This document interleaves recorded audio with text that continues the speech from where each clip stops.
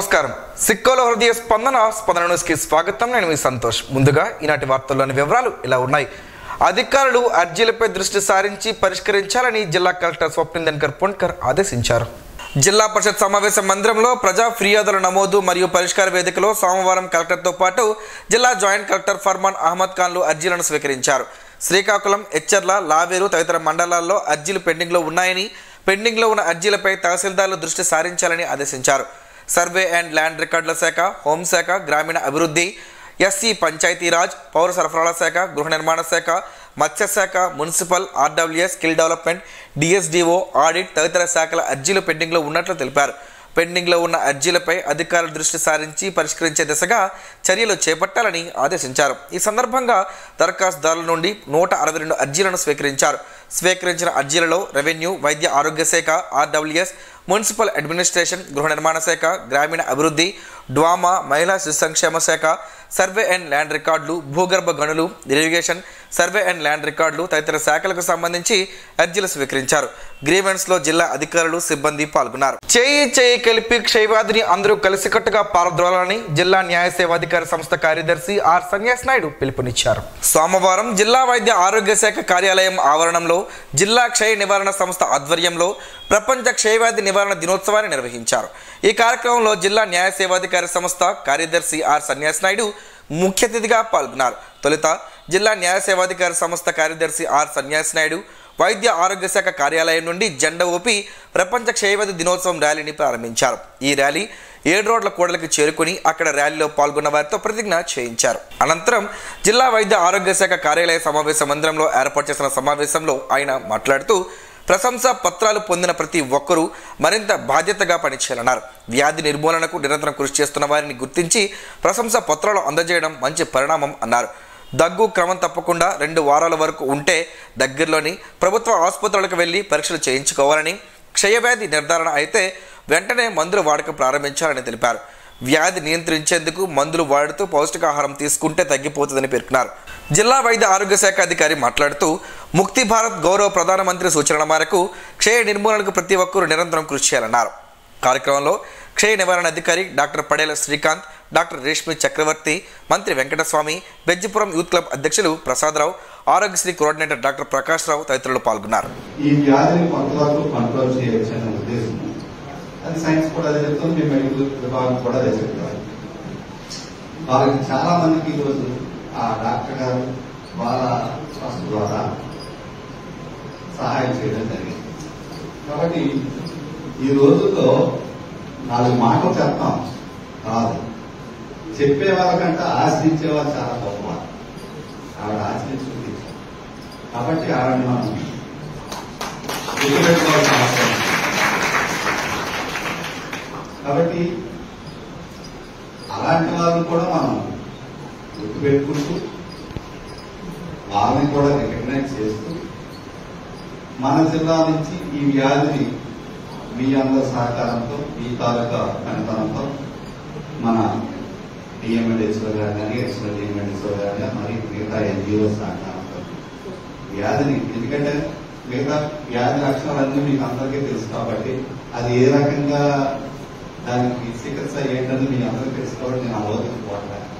కాబట్టి వ్యాధిని నిర్మూలించడానికి first identify చేయడం కోసం, తర్వాత టెస్టింగ్, ట్రీట్మెంట్, న్యూట్రిషన్, దీనికోసం మీరందరూ పాటుపడాలని కోరుకుంటూ మహిళలను లక్షాధిపతులుగా చేయడమే కూటమి ప్రభుత్వ లక్ష్యమని శ్రీకాకుళం శాసనసభ్యులు గుండు శంకర్ అన్నారు. ఈ మేరకు సోమవారం నగరంలోని స్థానిక నాగావళి హోటల్లో మలబార్ చారిటబుల్ ట్రస్ట్ ఆధ్వర్యంలో నిర్వహించిన మెరిట్ విద్యార్థులకు స్కాలర్షిప్ల పంపిణీ కార్యక్రమంలో గుండు శంకర్ పాల్గొని ఆయన చేతుల మీదుగా 3 కళాశాలల విద్యార్థినులకు చెక్ను అందజేశారు. ఈ సందర్భంగా విద్యార్థినులతో ఆయన కాసేపు ముచ్చటించారు. కూటమి ప్రభుత్వం ఆధ్వర్యాన విద్యాశాఖ మంత్రి లోకేష్ బాబు విద్యారంగ బలోపేతానికి కృషి చేస్తున్నట్లు చెప్పారు. వొకేషనల్ ట్రైనింగ్ ఆవశ్యకతను వివరిస్తూ కూటమి ప్రభుత్వం ఆ దిశగా చర్యలు చేపడుతుందని, లక్పతి దీదీగా చేసేందుకు సిద్ధంగా ఉన్నామని చెప్పారు. అనంతరం సమావేశంలో ఆయన మాట్లాడారు. మలబార్ చారిటబుల్ ట్రస్ట్ ద్వారా మెరిట్ సాధించిన అమ్మాయిలకు స్కాలర్షిప్లు ఇవ్వడం అభినందనీయమని, ఎంతటి మంచి కార్యక్రమంలో తాను పాల్గొనడం అదృష్టంగా భావిస్తున్నట్లు చెప్పారు. ఈరోజు ఇక్కడికి వచ్చి మనం ఈ చెక్కులు అందుకుంటున్నాం అంటే కారణం మన యొక్క టాలెంట్. ఆ టాలెంట్ని మనం ఇంకా ఇంప్రూవ్ చేసుకొని దాన్ని స్కిల్ఫుల్గా వెళ్ళాలి. ఆ టాలెంట్ స్కిల్స్ రూపంలోకి మనం మార్చుకోగలగాలి. సో కేంద్ర రాష్ట్ర ప్రభుత్వాలు కూడా ఇప్పుడు ఉమెన్ ఎంపవర్మెంట్కి చాలా తోడ్పాట్లు అందిస్తున్నాయి. 2020లో ప్రతి ఇంటికి ఒక సాఫ్ట్వేర్ ఇంజనీర్ అవ్వాలని అంటే అప్పుడు అందరూ నవ్వారు.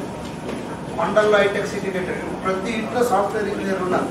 ఇప్పుడు 2047 స్వర్ణాంధ్ర అట్ 2047 మనం మలబార్ స్టోర్ ఇన్ఛార్జ్ వస్పి మాట్లాడుతూ తమ సంస్థ ద్వారా విద్యార్థినులు విద్యారంగంలో రాణించేందుకు గాను ఈ పథకాన్ని ప్రవేశపెట్టినట్లు చెప్పారు.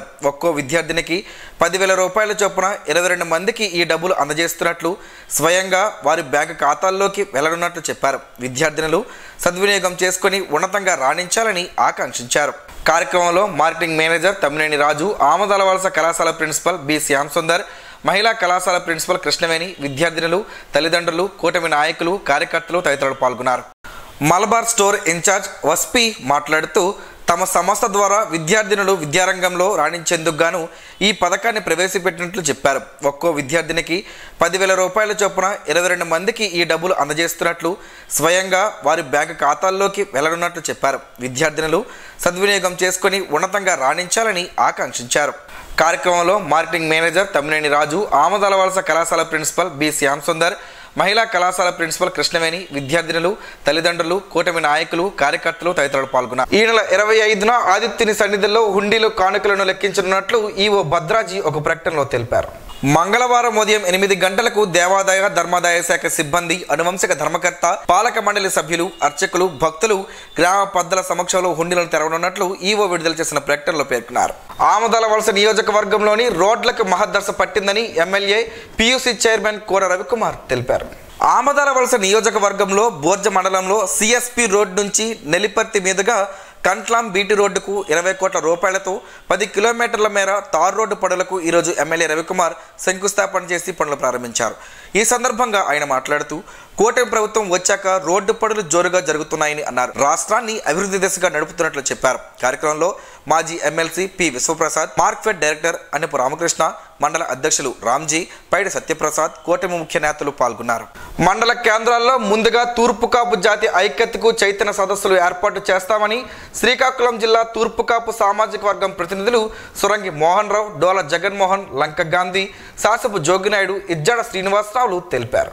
ఆదివారం రాత్రి శ్రీకాకుళం నగరంలో రామలక్ష్మణ జంక్షన్లో గల వెన్నెల హోటల్లో జరిగిన శ్రీకాకుళం తూర్పుకాపు సామాజిక సేవా సంఘం విస్తృత స్థాయి సమావేశంలో వారు మాట్లాడుతూ జాతి ఐక్యత కోసం చైతన్య సదస్సులు ఏర్పాటు చేస్తున్నట్లు చెప్పారు.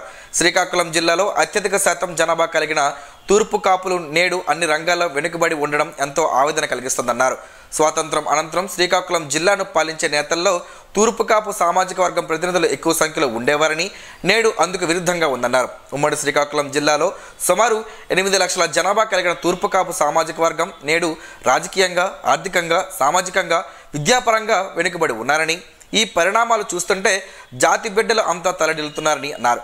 సమావేశంలో శ్రీకాకుళం జిల్లా తూర్పుకాపు ఉద్యోగ సంక్షేమ సంఘం ప్రతినిధులు డోల తిరుమలరావు, పొగిరి సుగుణాకర్రావు, కిల్లారి నారాయణరావు, డాక్టర్ ఎం రామజోగినాయుడు తదితరులు పాల్గొన్నారు. వినతుల ద్వారా అందే ప్రజా సమస్యలను పరిష్కారానికి అత్యంత ప్రాధాన్యత ఇస్తూ చట్ట పరిధిలో పూర్తి స్థాయిలో పరిష్కారం చూపాలని జిల్లా ఎస్పీ కేవీ మహేశ్వరరెడ్డి పోలీసు అధికారులను ఆదేశించారు. సోమవారం జిల్లా పోలీస్ కార్యాలయంలో నిర్వహించిన ప్రజా సమస్యల పరిష్కార వేదిక కార్యక్రమంలో భాగంగా జిల్లా ఎస్పీ కేవీ మహేశ్వరరెడ్డి ఫిర్యాదుదారుల నుండి 50 అర్జీలను స్వీకరించి ముఖాముఖి మాట్లాడి సమస్యలను అడిగి తెలుసుకున్నారు. వారి సమస్యలను క్షుణ్ణంగా పరిశీలించారు.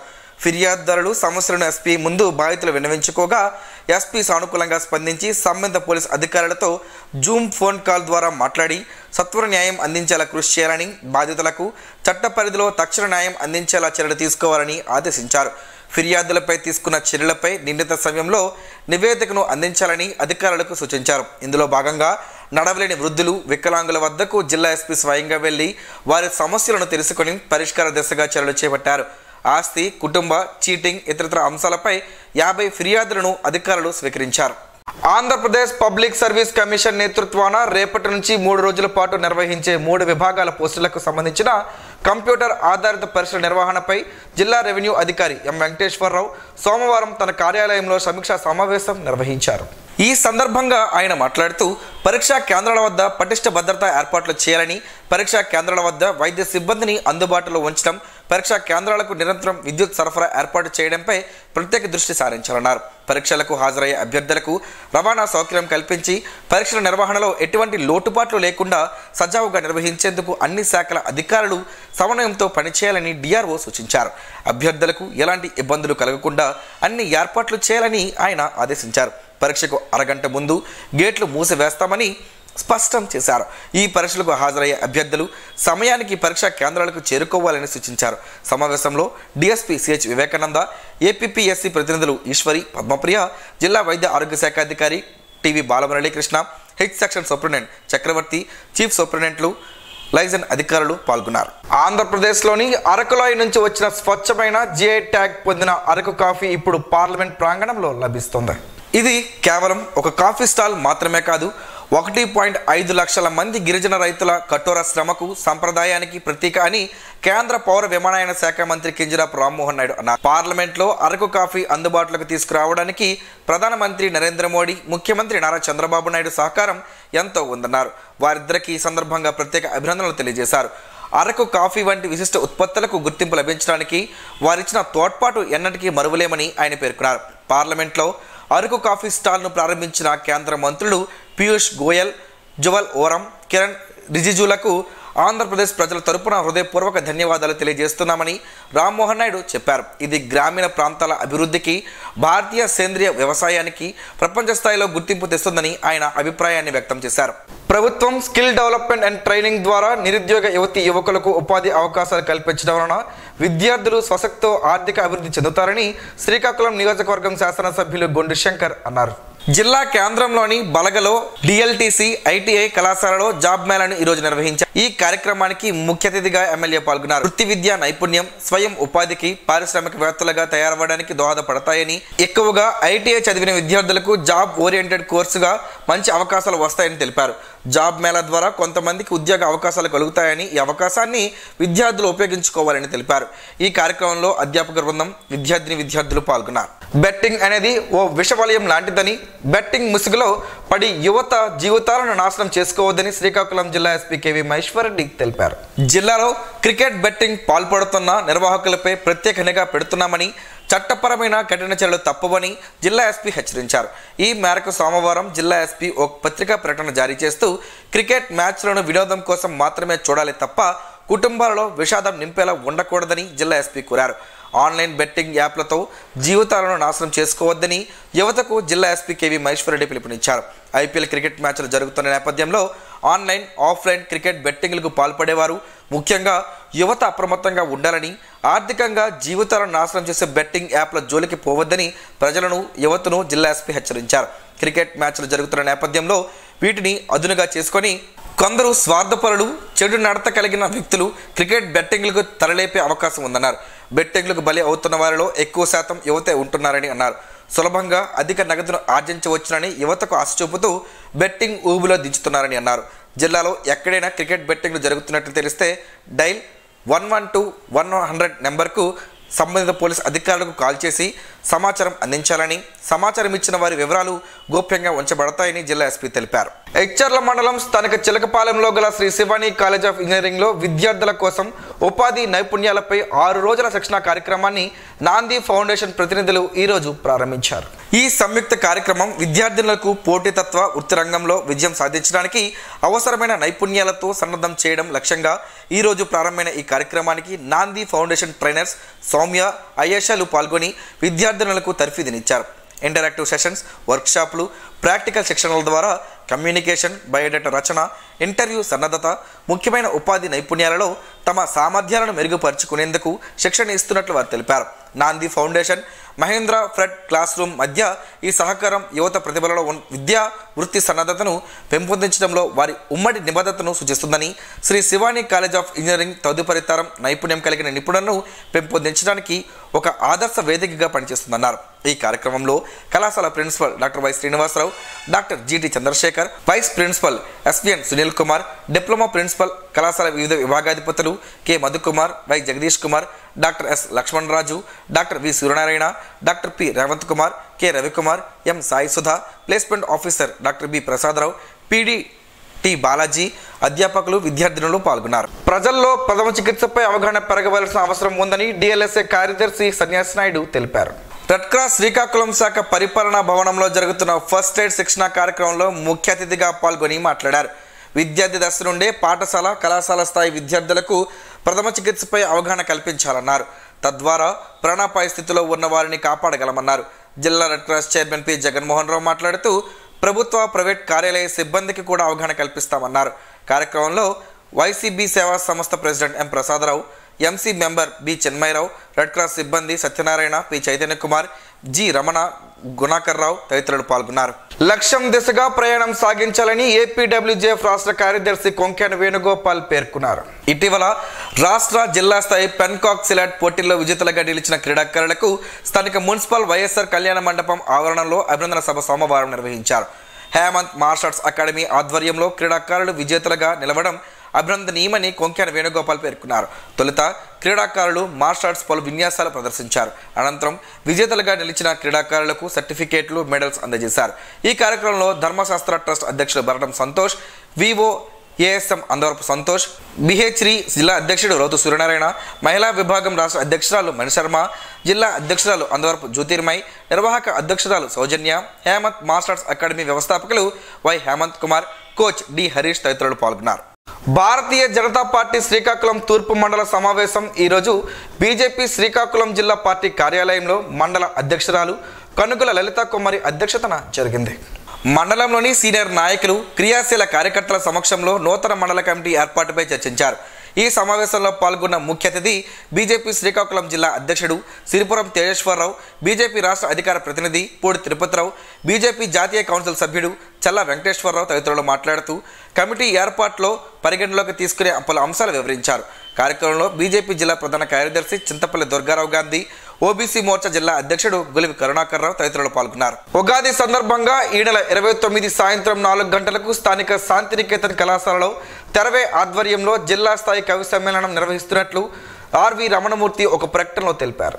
కవి సమ్మేళనంలో పాల్గొనే కవులకు, కవిత్రులకు సత్కారం ఉంటుందని ఆయన పేర్కొన్నారు. ఆసక్తి గల కవులు K Santosh Kumar phone number 6303136182కు ఫోన్ చేసి పేర్లను 28 తేదీలోగా నమోదు చేసుకోవాలని కోరారు.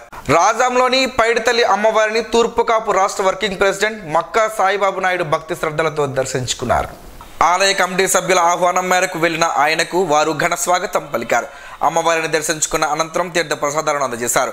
అమ్మవారిని దర్శించుకోవడంతో మనసు చాలా ప్రశాంతంగా ఉందన్నారు. అమ్మవారి జాతర కార్యక్రమంలో పాల్గొనడం చాలా అదృష్టంగా భావిస్తున్నట్లు తెలిపారు.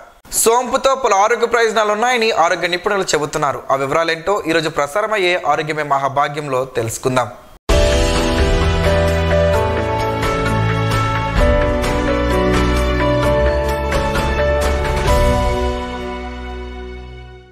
దాదాపు అందరి ఇళ్లలోనూ సోంపు ఉంటుంది. ఇందులో కాల్షియం, ఐరన్, సోడియం, పొటాషియం వంటి అనేక పోషకాలు ఉన్నాయి.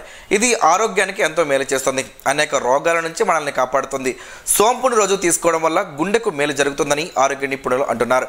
ఇందులో ఉండే పొటాషియం శరీరంలోని రక్తపోటును నియంత్రించి గుండెను ఆరోగ్యవంతంగా ఉంచుతుంది. సోంపును తీసుకోవడం వల్ల ఒంటికి చలువ చేస్తుంది, శరీరంలో వేడి తగ్గుతుంది. అందువల్ల వర్షాకాల, శీతాకాలంలో కంటే వేసవికాలంలో సోంపును ఎక్కువగా వినియోగిస్తారు. కంటి చూపునకు కూడా సోంపు మేలు చేస్తుంది. దృష్టి లోపాలను తగ్గిస్తుంది. సోంపులో ఫైబర్ ఎక్కువగా ఉంటుంది. ఫైబర్ అధికంగా ఉండే పదార్థాలను తింటే స్థూలకాయ సమస్య తగ్గుతుందన్న విషయం తెలిసిందే. ఆరోగ్య నిపుణుల అభిప్రాయం ప్రకారం రోజు ఖాళీ కడుపుతో సోంపు తినడం వల్ల రక్తంలో ఉన్న మలినాలు తొలగిపోతాయి. దీనివల్ల చర్మం కూడా మెరుస్తుంది. ఉదర సంబంధ సమస్యలను తగ్గిస్తుంది. ఎవరైనా నోటి దుర్వాసనతో ఇబ్బంది పడుతున్నట్లయితే సోంపు తినాలి. అది మౌత్ ఫ్రెషనర్గా పనిచేస్తుంది. శరీరంలో రోగ నిరోధకతను పెంచి అనేక రోగాలను దూరం చేస్తుంది. మీకు మతిమరుపు సమస్య ఉంటే బాదం, సోంపు, చక్కెరను సమాన పరిమాణంలో తీసుకొని పొడి చేసుకోవాలి. దానిని భోజనం తర్వాత 1 టీ స్పూన్ తినాలి. ఇలా చేస్తే మీ జ్ఞాపకశక్తి పెరుగుతుంది. వీటిని అమలు చేసే ముందు సంబంధిత నిపుణుడిని సంప్రదించడం శ్రేయస్కరం అన్న విషయాన్ని ప్రేక్షకులు గమనించగలరు.